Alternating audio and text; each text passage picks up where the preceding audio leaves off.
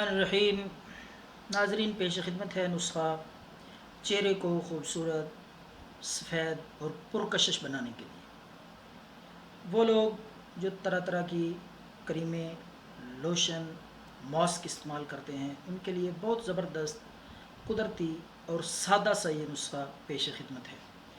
तो नाजरीन, आपने नींबू का रस ले लेना है। नींबू का रस 20 ग्राम आपने लेकर उसमें अर्के गुलाब, खालिस गुलाब का अर्क 50 ग्राम, ये दोनों चीज़ें मिक्स कर लें। 50 ग्राम अर्के गुलाब ले लें और उसमें 20 ग्राम आपने नींबू का रस निकाल के वो मिक्स कर लेना है, हल कर लेना है।